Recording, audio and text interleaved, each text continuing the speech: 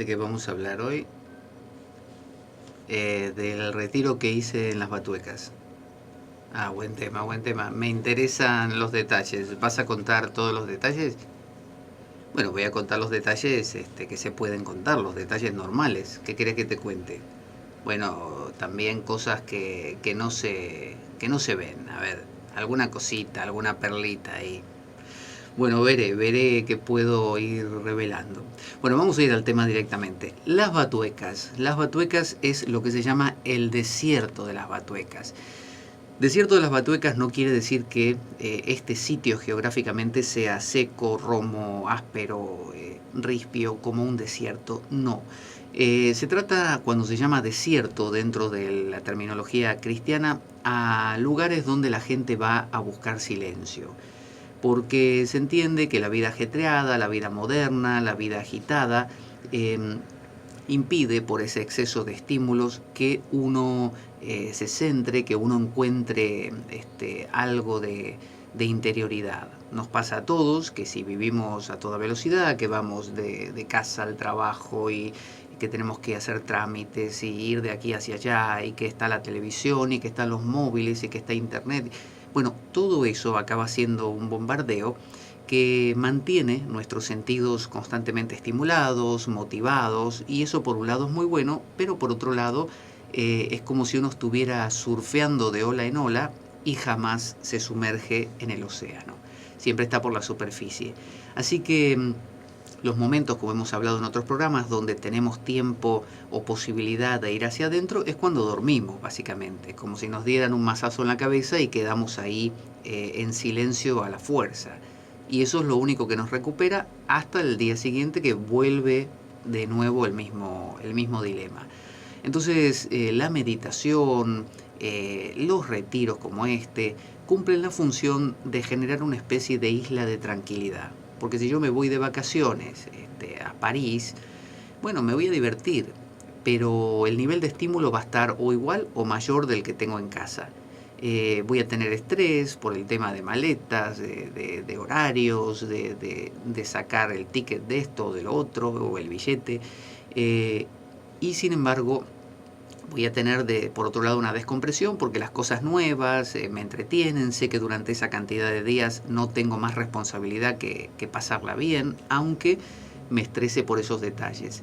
Cosa que no pasa en un retiro. Cuando uno se va a un retiro espiritual, ya sea un ashram hindú, una comunidad hindú, un retiro de vipassana de 10 días de meditación budista, Theravada, o bien se va a un retiro, a un session de meditación zen, o se va a cualquier línea tradicional del mundo, incluida la propia cristiana, como fui yo en este caso. Esto aporta un nivel de silencio y de desconexión sensorial a nivel estímulo muy grande. Que no es para todos, es verdad, no es para todos. Si usted vive a tope, vive subido al caballo de la velocidad, vive como loco, bueno, le va a costar bastante parar y entrar en un silencio interior. Es decir, encontrarse con lo que siempre estuvo debajo y usted no veía porque estaba acelerado. Entonces el retiro es esta oportunidad. Es un sitio donde la gente no le va a hablar, donde usted puede estar haciendo sus cosas, pensando sus ideas y también dedicándose a la meditación o a la contemplación. La historia de este monasterio es larga. Allá por el 1600 más o menos surge como una de las fundaciones que hace Santa Teresa de Ávila. Santa Teresa de Ávila es esta carmelita que tuvo una gran vida interior, se la considera una doctora de la Iglesia, es decir, doctora de la Iglesia quiere decir que su palabra es muy importante. En su momento se pensó que podía estar endemoniada, loca y una serie de cosas que es normal, a todas las personas en su momento se las trata así, y más adelante la gente reflexiona y dice, bueno, ahora que lo pienso, me parece que después de que le quemamos todos los escritos, lo torturamos y lo quemamos también en la hoguera, era bueno, ¿eh? La verdad que lo que escribió, este pedacito que quedó, me gustó, ¿eh? Lástima que no nos dimos cuenta antes. Esto pasó con Orígenes de Alejandría, que la iglesia le quemó todos sus escritos y quedaron 3 nada más o menos. Pasó con, no sé, Juana de Arco, Giordano Bruno y una serie de místicos y pensadores, las beguinas como Margarita Porete. El propio San Juan de la Cruz estuvo ahí al borde. Meister Eckhart lo llevaron también a un juicio de la Inquisición y estuvo al bordecito también de caer en las garras de la Inquisición. Es decir, muchas de estas personas destacadas, no solo aquí en Occidente entre los cristianos, sino también ha habido místicos musulmanes que han sido apedreados, asesinados, ajusticiados por herejes, ¿no? Por decir cosas que no iban con la ortodoxia. Dentro de la India, que tiene una amplitud muchísimo más grande, esto no sucedía tanto. Sin embargo, no dejaba por ello de haber celo, ¿no?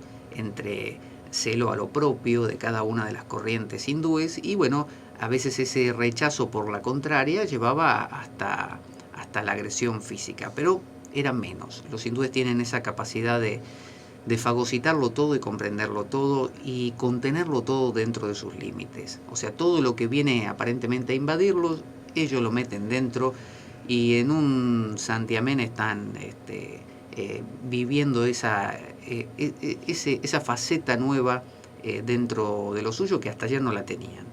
Entonces la historia de las batuecas data de la fundación de Santa Teresa, fundó muchos monasterios y conventos, y entre ellos se dice que la perla, ¿no? la fresa en la tarta, era este desierto de San José de las Batuecas, que no es más que un valle donde la gente de la zona decía que estaba endemoniado, que había seres que no eran humanos, ¿no? que caminaban por ahí, por lo tanto no querían habitarlo. Eran los pastores, agricultores, no querían habitarlo.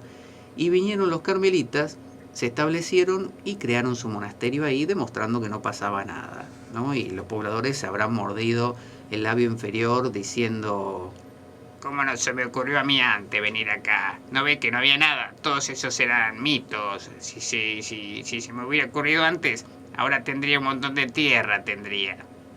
Y resulta que no, se lo quedaron los carmelitas. Así que los carmelitas establecieron ahí un desierto, básicamente buscando la vida eremítica. El ermitaño es el que justamente se retira a una ermita, se retira a un sitio alejado, normalmente solitario, no es que vive en comunidad, suele vivir solo. Entonces la idea de este desierto de las Batuecas, aunque vivan varios frailes, es que cada uno viva no en la misma casa y en distintas habitaciones, sino directamente como en una suerte de pequeñas casitas, llamadas ermitas, que rodean como en un anillo a la iglesia principal. Y luego otras ermitas, como esto es como un valle, el Valle de las Batuecas, imagínese un embudo hecho por montañas y en la base del embudo está el monasterio, ahí abajo. Entonces estos monjes o frailes se retiran a las ermitas muchas veces, pero no las que están abajo rodeando la iglesia, sino las que están arriba en la montaña, para tener silencio y tranquilidad. Esto fue así hasta que se dio la desamortización española, que fue un proceso mediante el cual todas las propiedades o gran parte de las propiedades de la iglesia pasaron al Estado. El Estado las vendió o las remató y las Batuecas fue compradas por manos privadas que la compraron por nada, por muy barato, y empezaron a explotar la madera de los árboles que había ahí y también usar la tierra para pastoreo, ¿no? de vacas y otras cosas. A los carmelitas los echaron, se tuvieron que ir y con mucha tristeza. Y bueno, la gente que lo llevó al principio no vivía en el propio Batuecas, sino en La Alberca, que es un pueblo que está a unos 13 kilómetros. Entonces no se enteraba mucho de lo que pasaba en las Batuecas. De manera tal que se suscitó un incendio en un momento y se quemó todo. Quedó, imagínense, de todo un monasterio con ermitas y no sé cuántas cosas, quedó, no sé, 2 habitaciones, 2 ermitas o 2 dependencias pequeñas. Todo lo demás se quemó. Todo lo que uno ve hoy es nuevo. Luego pasó de mano privada en mano privada, lo fueron comprando otras personas, ya todo quemado, y lo usaban para lo mismo, porque hay mucho corcho, alcornoque. Entonces, de hecho, los primeros carmelitas trabajaban el corcho y hacían cosas con corcho. No sé exactamente qué, pero ellos modelaban algunas figuritas. Y no sé qué se hace con el corcho, si muebles, además de tapones o sea, corchos de bebidas alcohólicas, no sé. Entonces, fueron pasando de manos privadas en manos privadas las batuecas, hasta que se le ocurrió al director de cine Luis Buñuel comprarlo. Ese que trabajaba con Dalí, que era compañero de Dalí, bueno, Luis Buñuel, y quiso comprarlo para grabar películas, para filmar películas. Y esto puso el grito en el cielo a los carmelitas, que se pusieron muy nerviosos de que no solo ya era que lo compraba un privado, sino que además lo iban a usar para hacer cine, ¿no? Algo que para ellos era sumamente sagrado. Entonces parece que una familia afín a los carmelitas compró esto y o lo donó o quedó ahí, pero quedó muy cerca de los carmelitas, tuvo unas vueltas más y finalmente, porque ahí se desató la Guerra Civil Española, pasó a ser zona roja, las batuecas, y finalmente regresó, después de muchas vueltas, a las manos de los carmelitas hasta el día de hoy, los cuales tuvieron que reconstruir la mayoría de las dependencias. Todo lo que hoy vemos está hecho nuevo. De hecho, la hospedería donde yo me hospedé, valga la redundancia, fue inaugurada en diciembre pasado, ¿no? O sea que diciembre del 2015, o sea que es nuevo, nuevísimo. Y así todas las dependencias que están ahí. Y continuamente se van edificando cosas nuevas. Por eso, de todas las ermitas que había en la montaña, no las de abajo, solo queda en pie una que ha sido reconstruida, preparada para que los huéspedes, como estuve yo, bueno, usted va de huésped y si quiere se hospeda no en la hospedería como hice yo, sino en la ermita misma, en el medio de la montaña y en la soledad. ¿Qué le parece? Dentro de los primeros carmelitas que había, allá por el 1600, hubo uno llamado el Padre Cadete, que era muy conocido, muy destacado. El Padre Cadete era un hijo de militares y que recibió, por lo tanto, como doctrina militar o entrenamiento militar en un liceo y de familia muy pudiente al mismo tiempo. Le llamaban Padre Cadete porque cuando entró como fraile era la forma de recordar que él había sido militar, ¿no? Entonces, Padre Cadete. ¿Qué hacía el Padre Cadete? Bueno, pidió ir al desierto de Batuecas porque cuando le estaban haciendo el entrenamiento militar, él se quejaba con su madre pidiéndole constantemente que quería dejarlo y que quería hacerse monje o fraile, y tanta fue su insistencia que lo logró. Hizo su adoctrinamiento carmelita, y cuando tuvo que, digamos, decidir hacia dónde iba a dirigirse, parece que dentro de la regla carmelita hay un apartado que permite como ampararse, ¿no? En el desierto. Uno puede decir, por ejemplo, no quiero que me envíen a ninguna misión en ninguna parte del mundo. Yo quiero ir al desierto de las Batuecas y me amparo en el artículo número que está acá, en el código de la orden carmelita, por favor. Así que el Padre Cadete lo enviaron al desierto y pidió vivir una vida muy austera, y enseguida quiso irse a una ermita de la montaña. Y esta ermita fue una ermita que se llamó la Ermita del Alcornoque. Cuando estuve ahí no entendí muy bien si era que había sido construida dentro de un alcornoque o que si el alcornoque se apoderaba continuamente de la ermita porque seguía creciendo y el Padre Cadete tenía que mantenerlo a raya.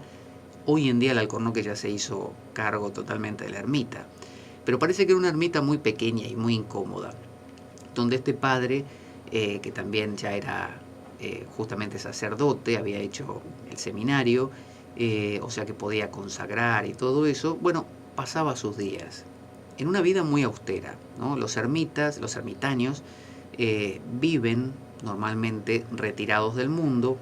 Ya la idea de monje nace con el proverbial San Antonio, allá por los primeros siglos del cristianismo, que eran gente que se retiraba al desierto, ahí sí de verdad, al desierto de Egipto, porque eran perseguidos por el Imperio Romano, cuando el cristianismo todavía no había sido aceptado. Entonces, recuerde que allá por el 329 o algo así, Teodosio fue que, creo que era el 329, aceptó al cristianismo. Lo instauró, perdón, como religión de Estado. Entonces, hasta ese momento se los perseguía, aunque Constantino anteriormente ya había aceptado el cristianismo, eran bien vistos, pero antes de eso la persecución era muy cruenta, era la muerte, era el martirio. Entonces se iban estos monjes que se llaman genéricamente los padres del desierto o los padres de la iglesia oriental. En ese momento no había iglesia ortodoxa griega, rusa o católica romana, no había, era todo lo mismo. Entonces estos padres se iban al desierto y ahí vivían y llevaban vida lo que se llama eremítica.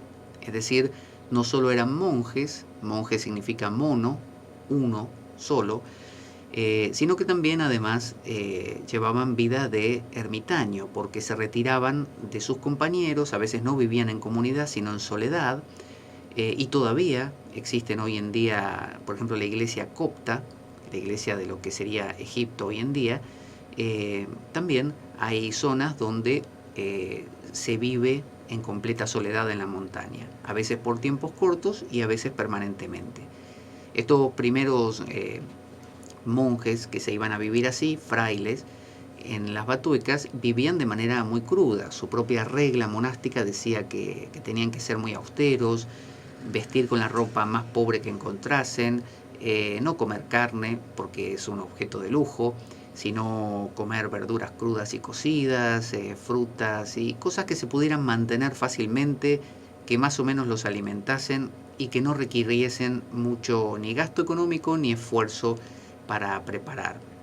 Entonces estos ermitaños vivían así, cada uno en su ermita, que imagínense, yo conté los pasos que tenían de tamaño esas ermitas y eran 10 pasos por 3 pasos, más o menos. 10 pasos largos por 3 pasos largos. Ese era el tamaño que tenía una ermita, hechas de piedra, con la calefacción era el fuego.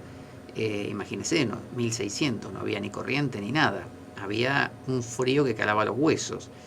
Ahí vivían estos monjes, estos frailes, cada uno tenía un campanario ahí en sus ermitas, y así sea que vivieran arriba solos en la montaña o que vivieran en una de las ermitas que estaban rodeando a la iglesia principal abajo, ya más cerca de sus compañeros, todos tenían una campana que hacían sonar en el momento en que era el llamado a la oración, era el horario de la oración.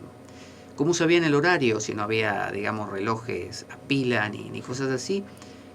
Bueno, supongo que habría algún reloj en todo el monasterio con mecanismo, y si no, se utilizaban los relojes solares que solían tener los monasterios, que no eran más que un dibujo hecho en el suelo o en la pared, con un palito, ese clásico de reloj solar, y que marcaba, según el movimiento del sol, cuando era el momento de cada uno de los momentos de meditación o de oración del día.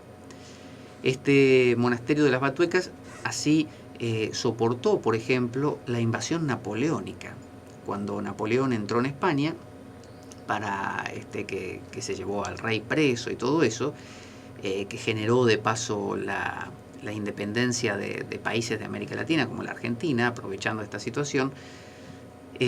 Bueno, en esa época, 1800 o por ahí, en esa época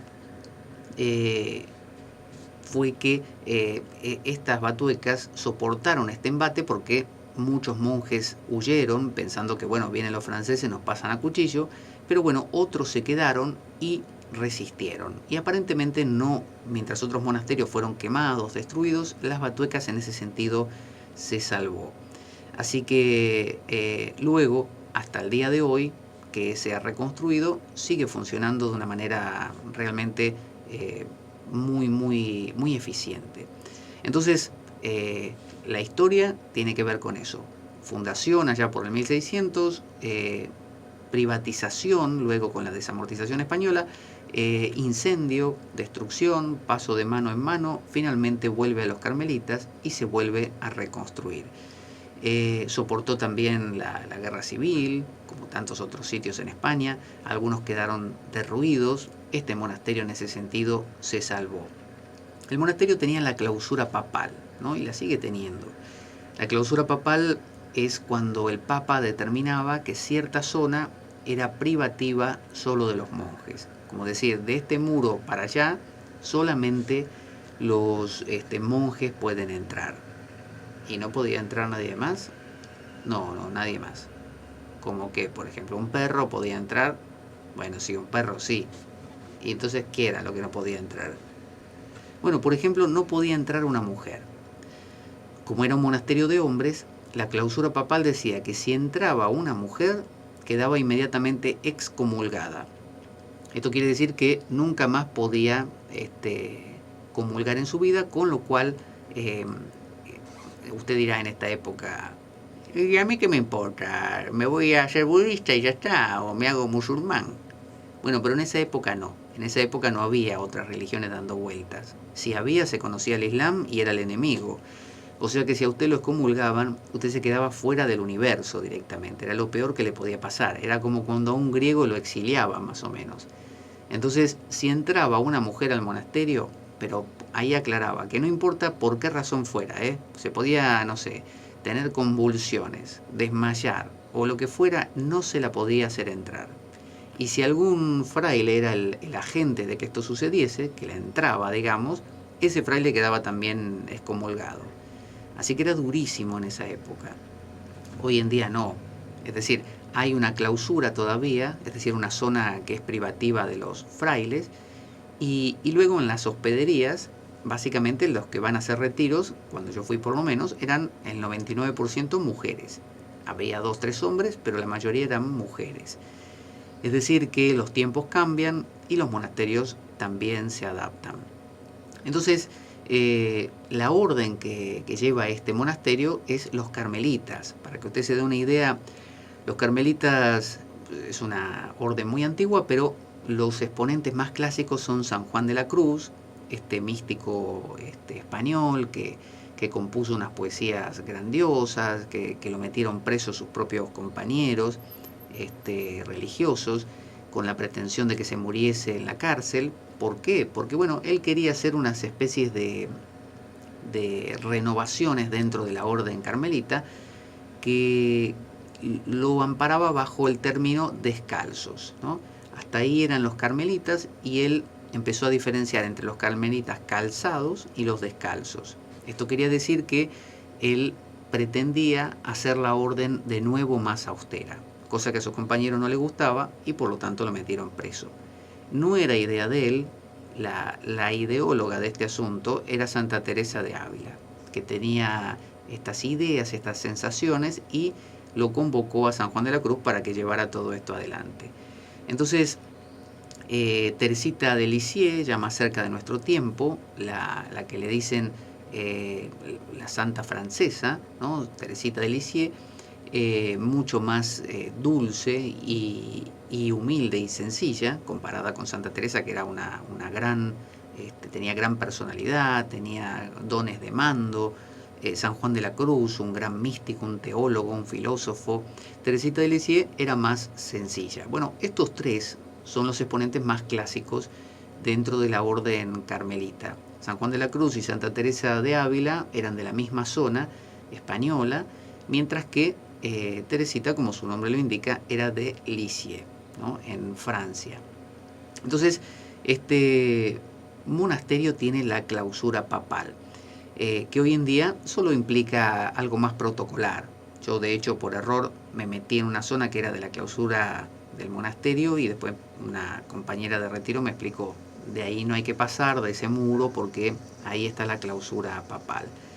Entonces, cuando uno va a hacer un retiro como esto, ¿por qué va uno a un lugar que parece tan medieval, con ideas tan represivas, con monjes que, yo le cuento, en esa época usaban lo que se llama cilicio?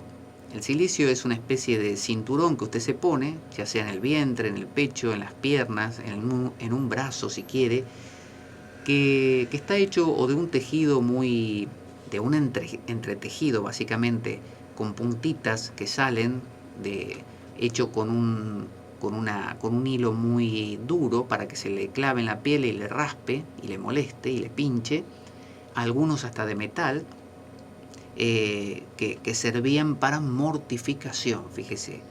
Y después estaba la disciplina. La disciplina es lo mismo, pero en forma como de látigo, que usted se lo da en la espalda, ¿no? El clásico. Es decir, los monjes usaban eso. San Juan de la Cruz lo usaba también, Santa Teresa lo usaba también, me lo contaba el padre Ramón, que es con el que hablé aquí en el monasterio. Es decir, eran en esa época, tenían una visión muy dura de la espiritualidad, de mucha austeridad, privación, automortificación, y a decir del padre Ramón, vivían 30 años después, claro. Hoy en día las cosas han cambiado. Hoy en día hay un retorno, me decía el padre Ramón, al Jesús, decía, judío.